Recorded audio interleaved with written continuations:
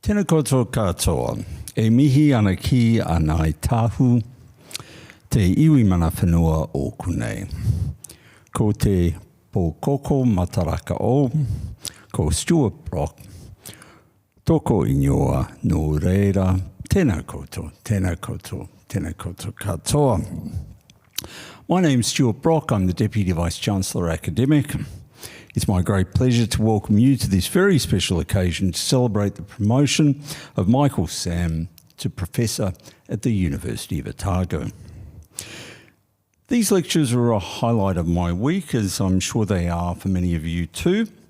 They're a wonderful opportunity for us to come together and listen to our new professors talk about their personal journeys, their research platform, and the impact their research has had on others. I'd like to welcome colleagues, students and friends from across the university and beyond. I would also like to give a special welcome to Mike's whānau, who will celebrate Mike's achievements with us tonight. I'd like to welcome especially Mike's family, his wife, Professor Melanie Bussey, who will be delivering her own personal IPL in some months' time, and his children, Sophie and Jackson Sam. I'd also like to welcome some of Mike's special friends, Emeritus Professor Rex Thompson, his team members and managers of the Dunedin Women's Thunder Ice Hockey Team and Under-18s Junior Thunder, and past and present postgraduate students and colleagues in the School of Physical Education, Sport and Exercise Science. Now, it's not easy to become a professor at the University of Otago. In order to be promoted to that level, candidates need to show that they are outstanding in each of three separate categories: teaching, research, and service. Mike has clearly met all three of these criteria. It is an absolute honour and a privilege to congratulate him tonight for that outstanding achievement, and I hope you'll join me now in doing the same. And I'd just like to say, if I wasn't holding this microphone, I'd be clapping vigorously right now. So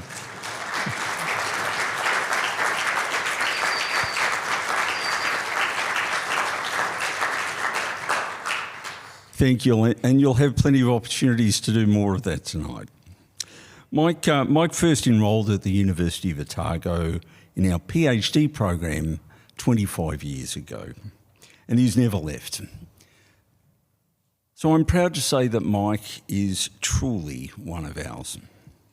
He has spent his career exploring the big questions at the heart of sport: how we keep it fair, how we pay for it, and how governments, organisations and communities share responsibility for it. His research tackles the challenges of policy regimes around match fixing, integrity and governance, and stadium financing. His lecture tonight summarises two of his research projects unpicking wicked problems relating to policy tools in sport.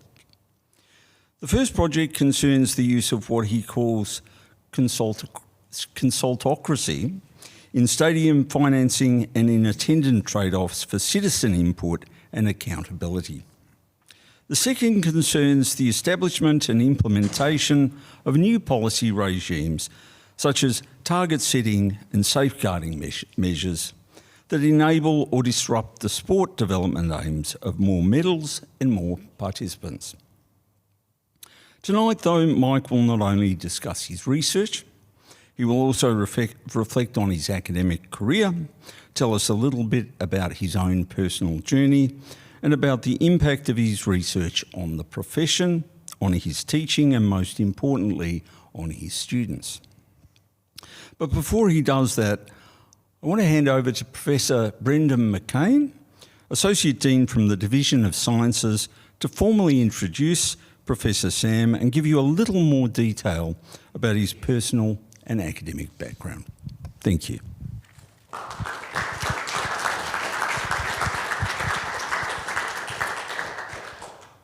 Thank you, Stuart. You stole about half of my material here, so I might be doing a bit of on-the-fly modification. Deputy Vice Chancellor, Tenakwe, Professor Sam, Professor Jackson, Tēnā korua, friends and colleagues, tēnā koutou, tēnā koutou, tēnā koutou katoa. Cole Brennan McCain, toku ingoa. I'm standing in for the PVC, who's away on leave. And it is my great pleasure to introduce Professor Mike Sam from the School of Physical Education, Sport and Exercise Sciences for to give his inaugural professorial lecture here at Otago, which marks his full promotion to full professor from earlier this year. Mike's academic journey began in Canada, where he studied chemical engineering, actually. But after 1 year, his increasing indifference to the second law of thermodynamics meant he shifted to physical education. So he completed his bachelor's in physical education at the University of Alberta and then went on to a master's at the University of New Brunswick. As Stuart mentioned, he arrived in Otago in 1999 to do his PhD, which he completed in 2004. And during that time, he did a few fixed-term lecturing positions before being appointed full-time as a lecturer at the end. Now, like many students who come to Otago, he decided at the time to take up surfing. Lots of students do that.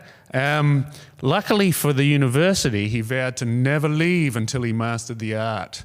And with any luck, we've got a few years more to go yet out of him. As the Deputy Vice Chancellor has noted, promotion to Professor at Otago is a big achievement, and it requires excellence in research, teaching, and service. The Deputy Vice Chancellor has already mentioned his research, stadium financing, match fixing, and performance regimes, etc. And this has carried him across the globe, and he's had quite a lot of influence in public policy and in several countries, including Canada, New Zealand, Canada, South Korea, Sweden, and others. In terms of teaching, Mike has coordinated and taught across a wide range of undergraduate and postgraduate courses. And these courses have included sports governance, policy, and development. He has supervised more than 30 postgraduate students in the time he's here, and that's quite a high number of postgrads to have supervised. And many of those have gone on to influential roles in sports organisations, government, and academia. Students consistently praise Mike for his clarity, his organisation, and his ability to connect theory to practice in his teaching. He's shown leadership in curriculum development, particularly in the development of the Masters of Sports Development and Management. In service, Mike has contributed significantly to the university and the wider community. He's chaired research committees, led symposiums, and served as program director for multiple qualifications. He co-founded the New Zealand Centre for Sport Policy and Politics and fostering international collaboration and student exchange. Beyond the university, Mike has advised government agencies, contributed to national and international policy debates, and served on steering groups for sport infrastructure projects. And his commentary has appeared in media outlets across New Zealand and Australia, offering insights into everything from stadium costs to athlete welfare. And as Stuart said, if that wasn't enough, he's also coach to two women's hockey teams, both the Dunedin Women's Thunder and the national team, the Ice Ferns. And it's here, I think, on the ice that Mike sees firsthand how policy influences decisions and how they ripple through to athletes, coaches, and communities. As the Deputy Vice Chancellor mentioned, tonight's lecture, Mike is going to talk about two recent research projects, both exploring the wicked problems in sports policy. So please join me in welcoming Professor Mike Sam for his inaugural lecture.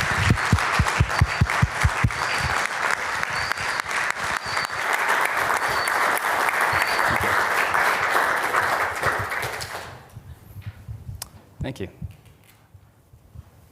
Deputy Vice Chancellor? Vice Chancellor? Or Pro-Vice Chancellor, Division of Science? Steve? Acting. Thanks, everyone. Thanks for coming. It's quite an honor to be in front of you, and some of the faces I haven't seen in a few years, and or a few minutes. But thanks for coming. I know it's a big ask at this time of day.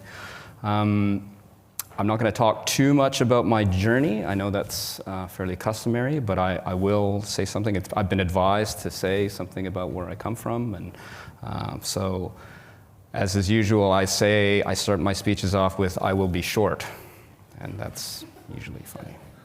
So, effectively, I was born here, moved here, got a job here. I went to school there, got a job here.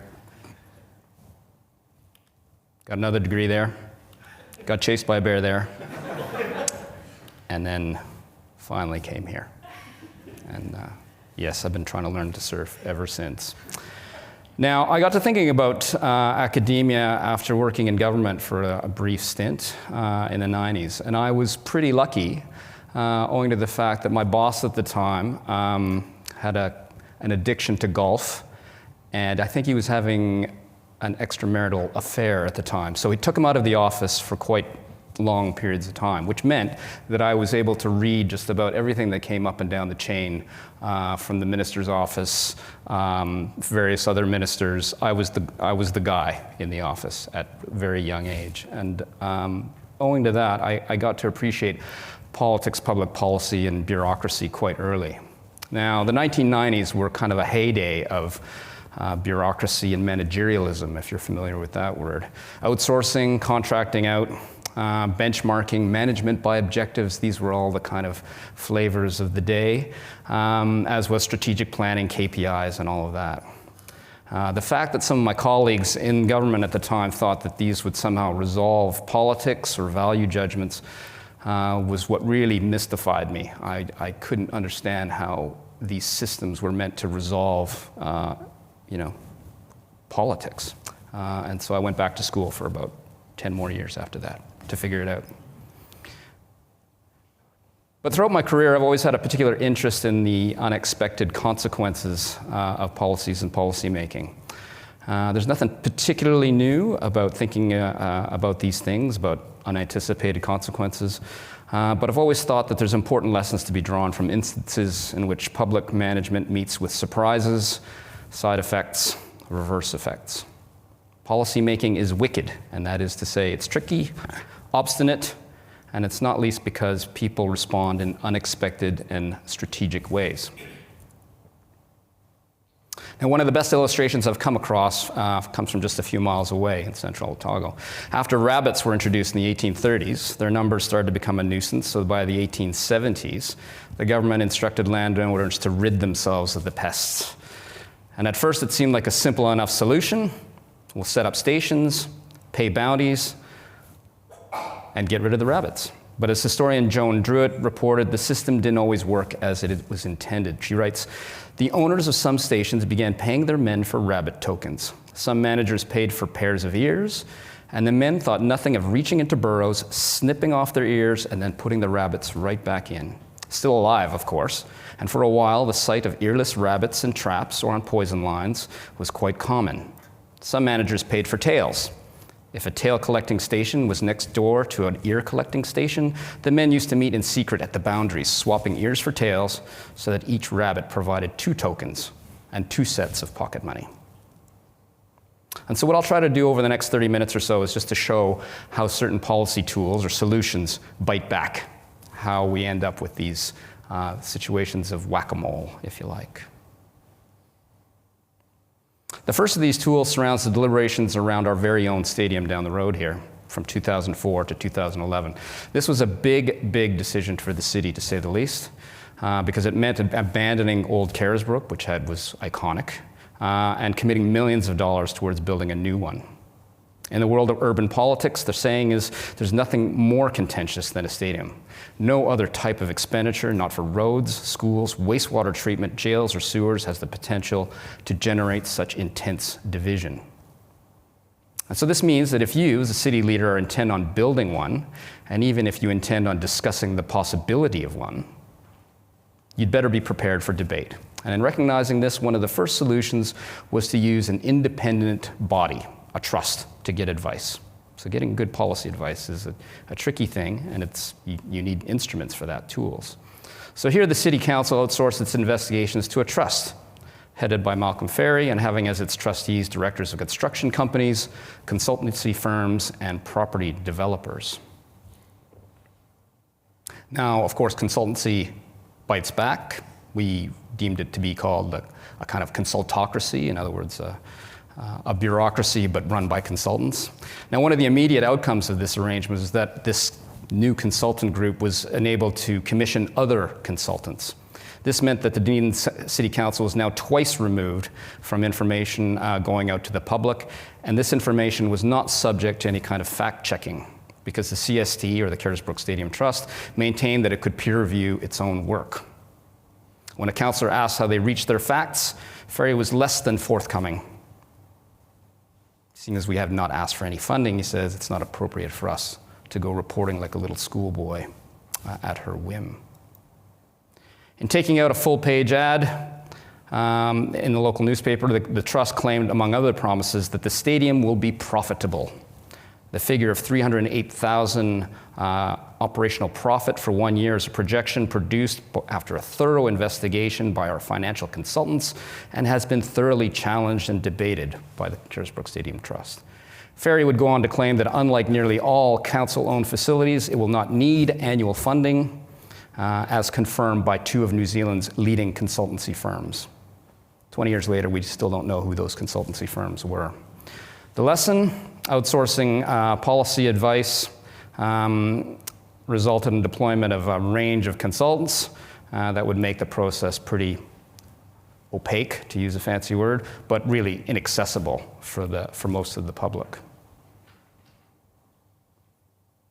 The CST took out 5 full half-page ads in addition to the full-page ad to clarify fact from fiction. Among the facts were that the stadium's daily use would be by university students, despite the fact that, of course, the university had no intention whatsoever of contributing to the stadium's costs, and with the exception of maybe a wall.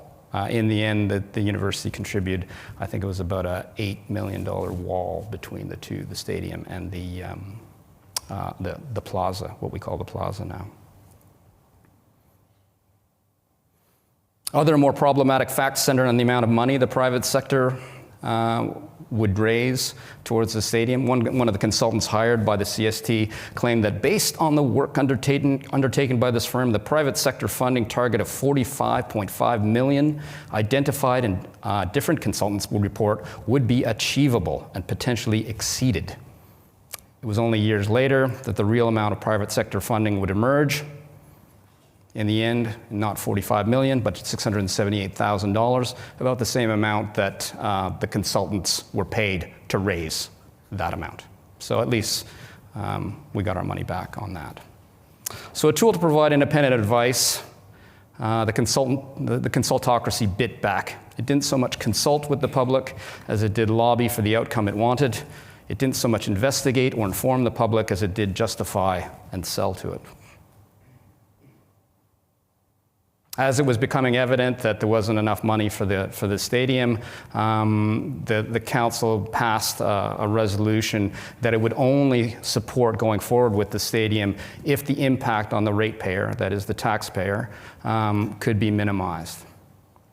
And since the costs of the stadium were of immense concern, the council and the Carisbrook Stadium Trust had to design a strategy that would make decision makers more comfortable in saying yes. And so another important tool here was that the stadium deliberations would be progressed through some kind of financing strategy, like what we called a system or a complex or an apparatus for funding it. Now, for those not nerdy enough to know anything about the cities own companies. They own companies to basically offset your taxes. The logic being, if the council-owned companies make a profit, it goes back into the coffers of the city, which offsets your taxes. So that's quite important to know. The profits, in other words, can be used to reduce your what you pay on your property. Now, together with Daniel Porter, who's sitting over there, Daniel Porter is also the manager of what we used to call Unipol of Rec Services. He did his master's some time ago with me, and we found that one of the main tools for shaping this decision was a very particular setup. And in our research, we sort of suggested it was a shell game, and it defensively was. The instrument involved placing the debt for the stadium off balance sheet and into these companies. So what the stadium was going to cost, they moved it into the various companies across to kind of hide the fact that the council was going to have to bear the cost of this. So ultimately, the CSD was able to suggest the stadium would only cost taxpayers a cup of coffee per day. And while Dan equated this to the shell game, in hindsight, it's very close to what the Enron collapse was essentially about, which is what they did. They moved all of their liabilities and things. Hi, Luke. Sorry, I didn't see you there. The first aspect of the shell was a dispersion of the debt to the council-owned companies, and there was a lot of organizations. 2 organizations, 11 other companies involved in the apparatus. The apparatus itself was a complex set of subventions, loans, payments moving right across, and amongst these various companies. Loans, transfers, and so on. As one of the designers of the apparatus told Daniel at the time, there's only 3 of us who actually understand it. And so the council had to make a decision about a new stadium based on information they couldn't quite grasp. It went to court in the end, and even the judge and the appeal court didn't understand what was going on. It wasn't until 2014, as this diagram here, dated 2014, 2015, that it came out that this was actually how it was working. Daniel, to his credit, as a good forensic accountant that he was, he figured this out back in 2010. A little bit too late, Dan. So while the instrument served its intended purpose of reducing the taxpayer's direct burden, the public could nevertheless do the math.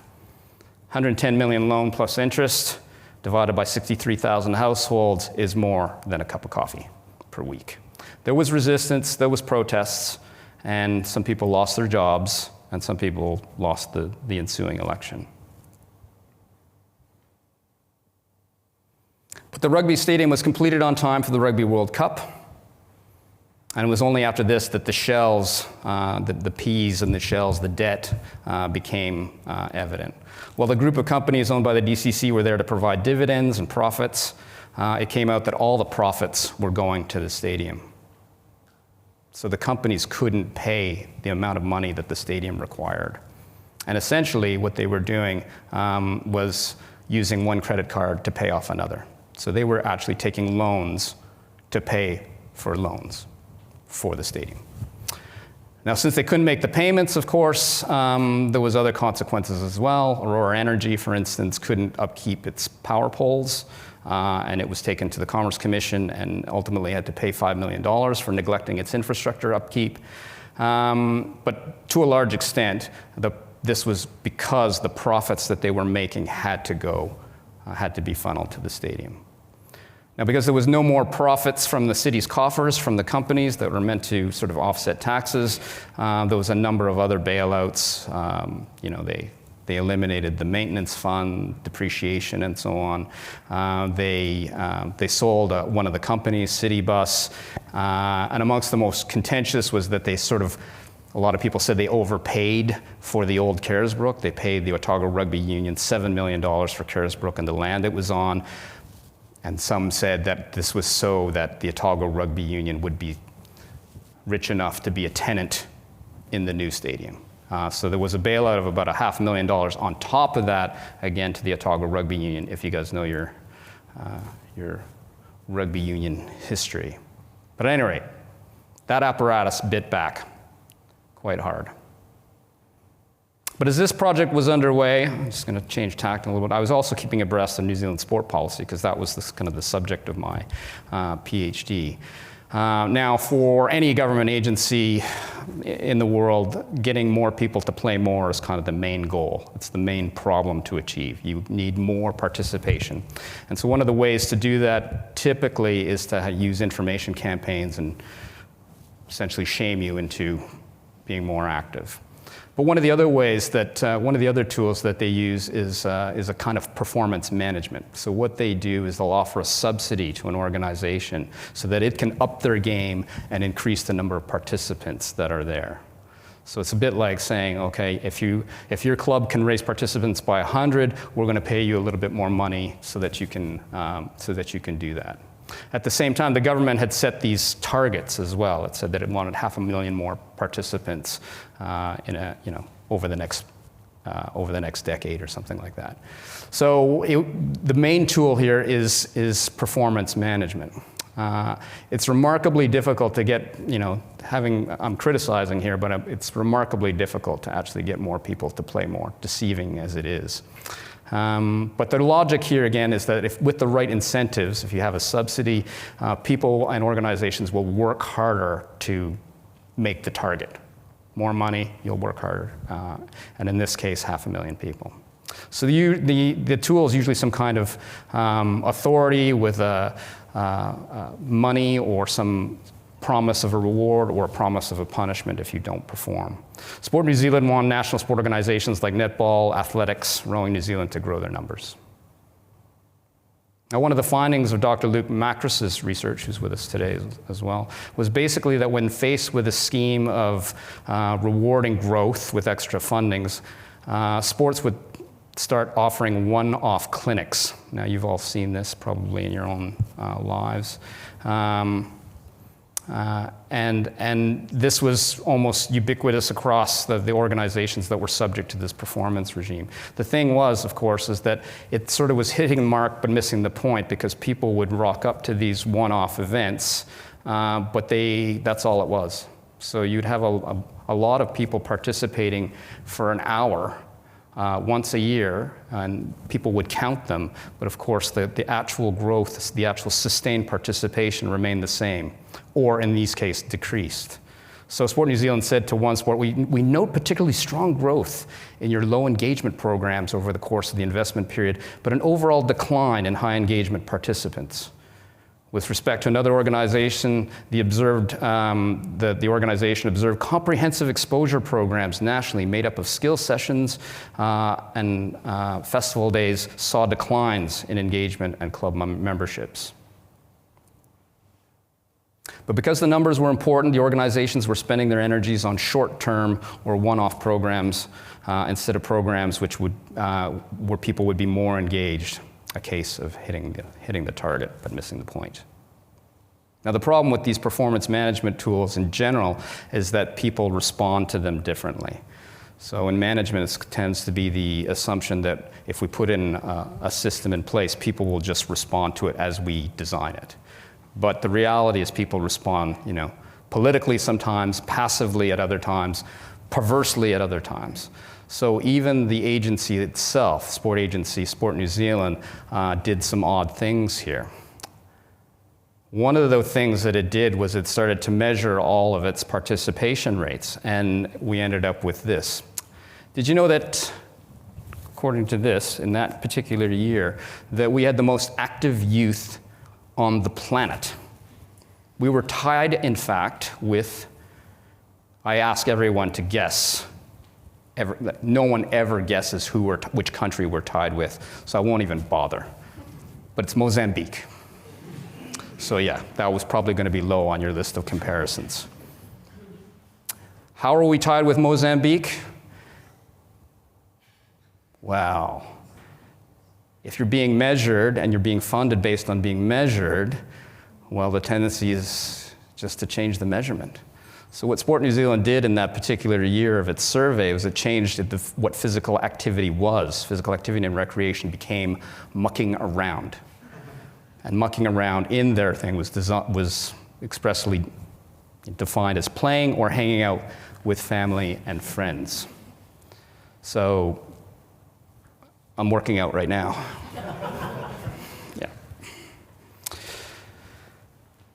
So if performance management tools could have this effect on the government itself, we were asking ourselves, well, what effect might it have on the system as a whole? This is an even more wicked problem here, because the problem is so emotional in the media and for governments as well. One of the main problem here was that New Zealand underperformed, we'll say it nicely, in Sydney in 2000. 1 gold medal, 3 bronze medals at the time. The fact that Australia smashed it caused the country and the government to really have a rethink about how we should do things. So when the new government came in, they created a new organization called Spark, which was later to be called Sport New Zealand. And they determined that we need to refine what we do. We're not going to give money to everybody and just hope that it happens. We're going to target the organizations that we think are going to be the most successful. We're going to be nimble, strategic in how we distribute the money. And so this was the beginning of the priority sports policy. So Sport New Zealand, or Spark at the time, nominated 7 sports that it would concentrate on, and these were them at the time: rugby, netball, cricket, golf, equestrian, yachting, and rowing.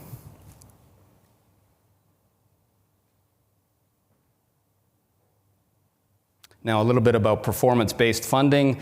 The country essentially copied what other countries like Australia and Canada and the UK were already doing, which was giving money to organizations that could achieve medals.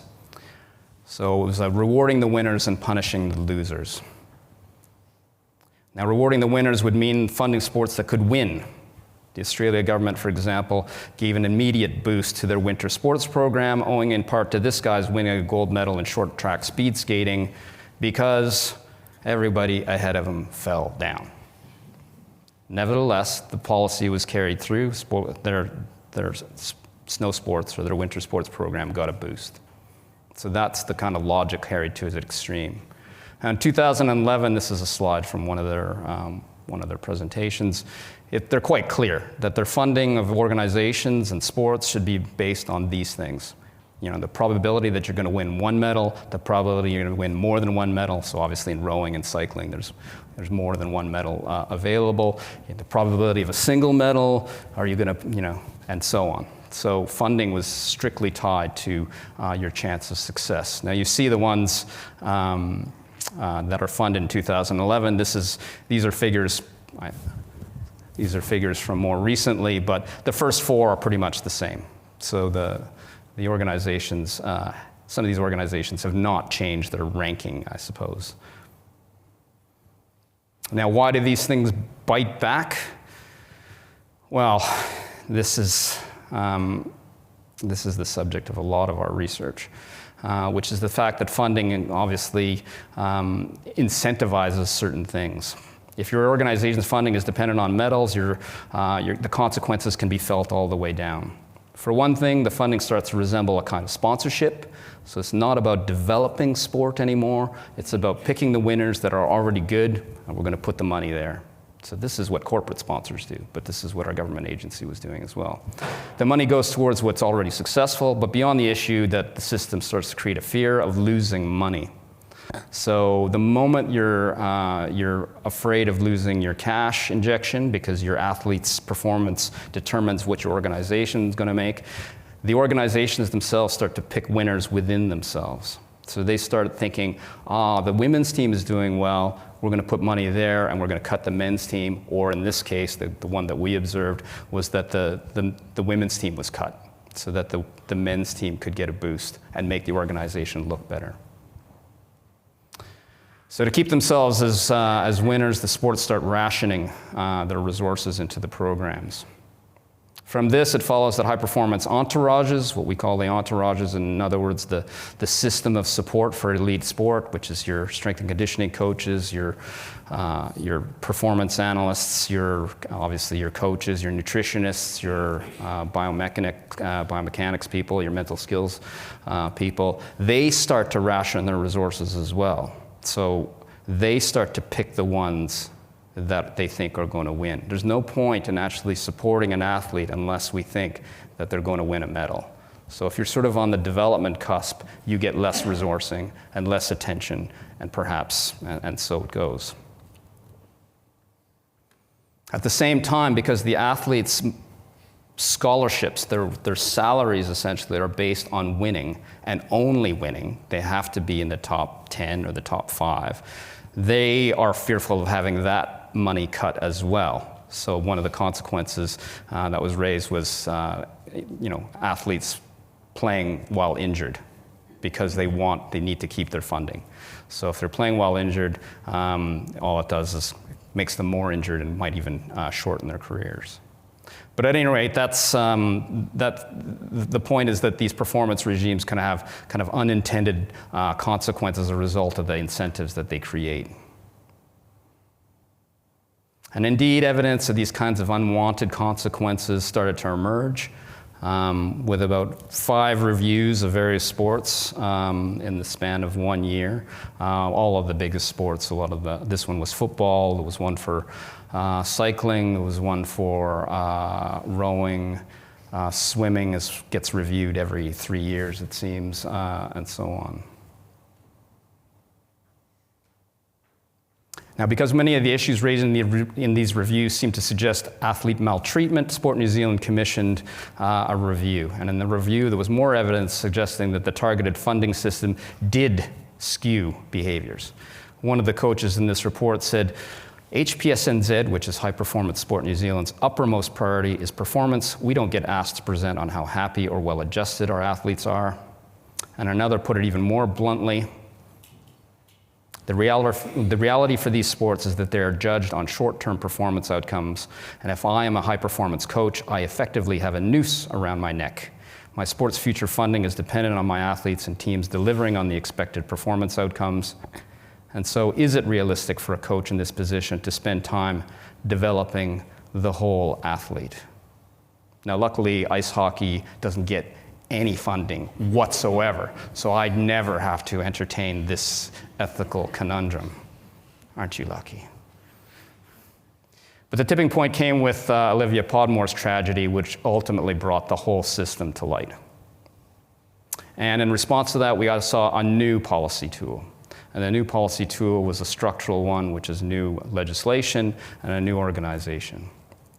The new organization was tasked to protect safety and well-being of participants from a wide range of abuses, from bullying, violence, racism, discrimination, harassment, corruption, fraud, deception, breaches of trust. This is in addition to doping and match fixing.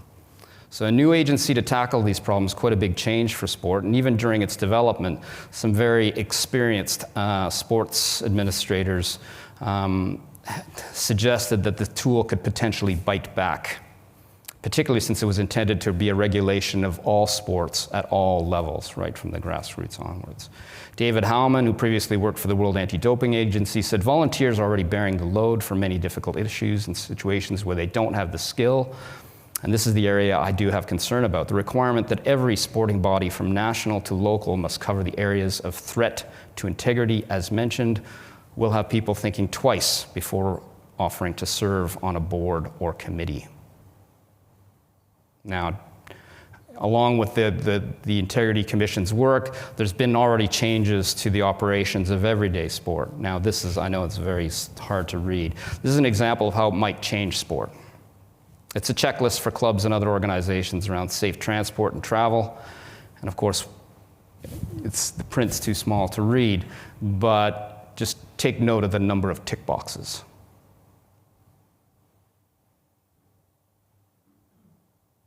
And so with integrity measures, you're going to see this is the kind of where we're going with our research as a team is what we're going to see likely is a more entrenchment of all of this kind of tick box and performance management applied now to integrity measures.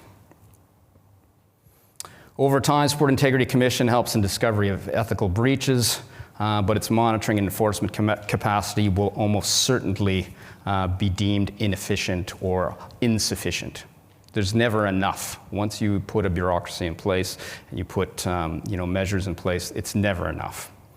Which is kind of a paradox because integrity is meant to be like doing the right thing when no one's watching, but we have to have more and more watchers, more monitoring, more rules in place, and more bureaucratic systems.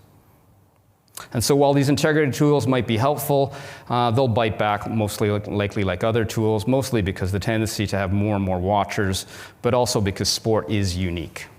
It involves volunteers, teachers, moms, dads, teenage officials. It's a fairly complex endeavor. Now, my colleagues, Associate Professor Cecilia Stenling from Sweden and Min-Hyuk Tak from Loughborough in Britain, have been investigating these very issues. And while it's still early days for these reforms, recent news sort of around our Silver Ferns coach and allegations of a psychologically unsafe environment could be read in a couple of ways. One, that sport integrity policies and programs are working and they're doing their jobs. A problem has been identified as a result. Another interpretation is that tools might be highly prone to bureaucrats and organizations wanting to manage risk. And when things degrade into risk management, there's issues from that as well. So in any case, and this is the slide I know everybody likes to see, I tried to provide you a little overview of some of the research I've done over the last 20 years. You can tell that it's not by myself.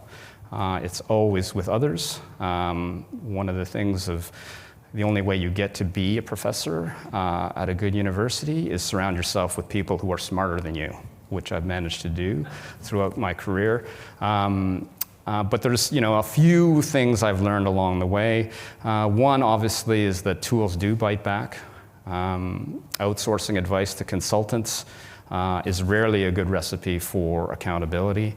Performance-based funding, likewise, is fraught, owing to the fact that people do act strategically. They will act purposefully, politically, and sometimes perversely.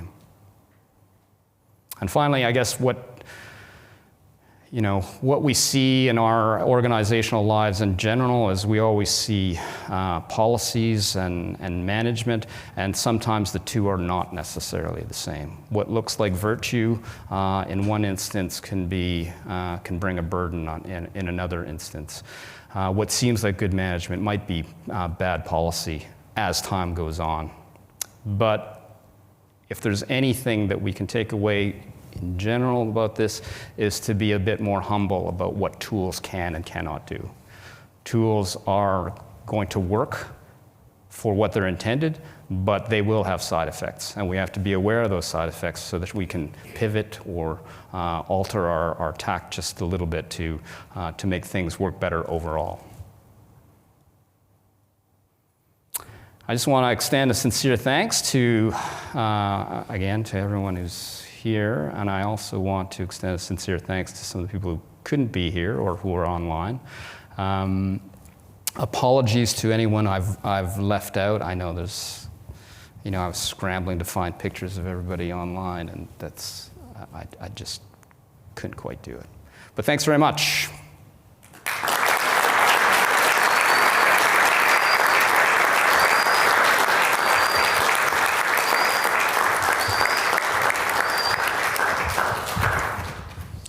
Tēnā koutou katoa. I'm Steve Jackson. I'm one of Mike's colleagues, and he's the one that makes me look good. And I have the honor of commenting on his lecture and also responding to a couple of things.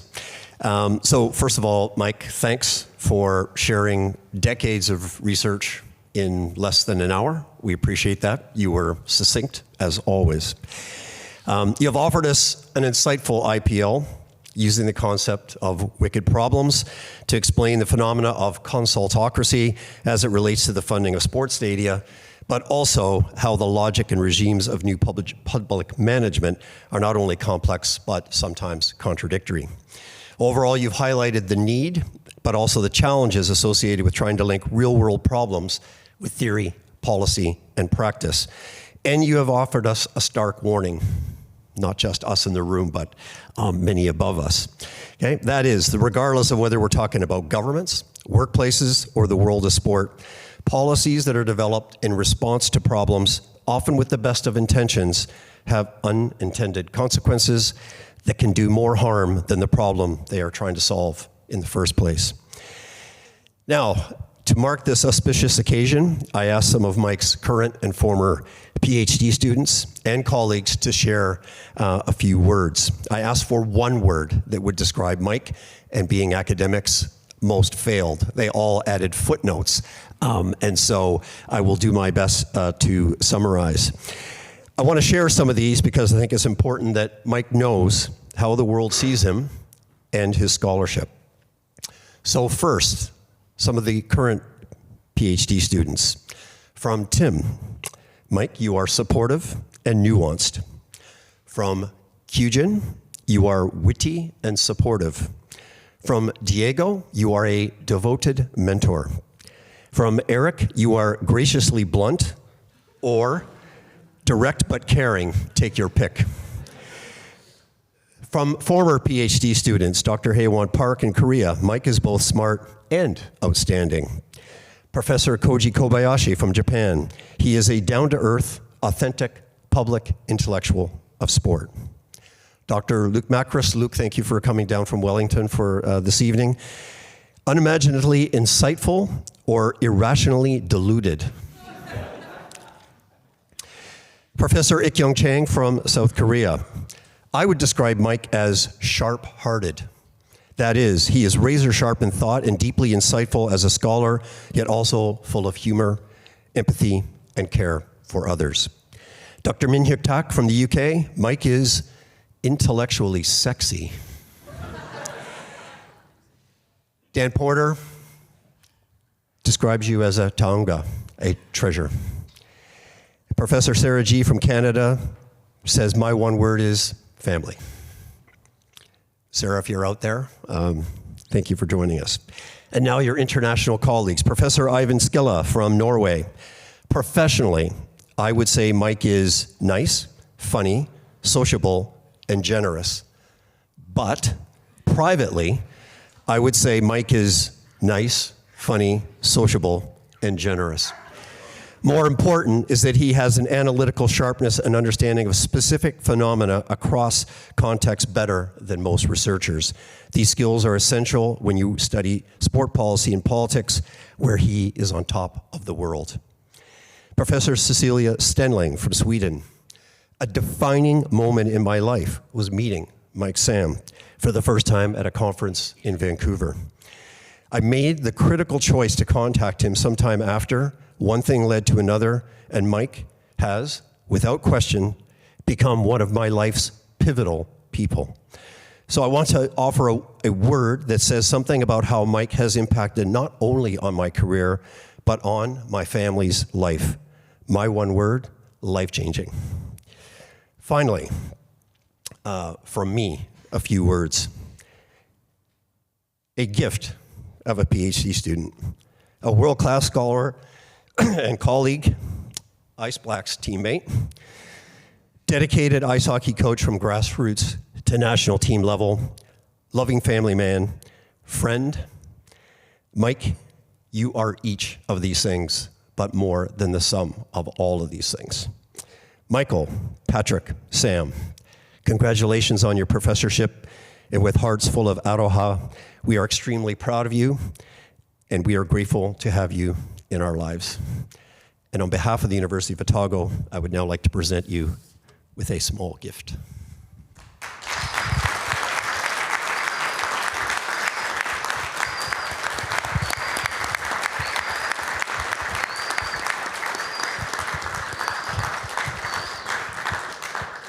Thank you, everyone, for joining us in this celebration tonight, and to everyone who happens to be online, thank you for staying up late, for those of you who are overseas in different time zones. And I now invite all of you to join us at the Staff Club for some refreshments. The drinks are on the DVC Academic, Stuart. I believe you have your credit card handy. Thank you to Stuart Brock, the DVC, who came in late in the piece due to an emergency, and also to the acting Pro-Vice Chancellor, Professor Brendan McCain, who also had to fill in the shoes of the PVC, who's away at this time. So we're very grateful for everyone coming. Please now join us at the Staff Club. Kia ora.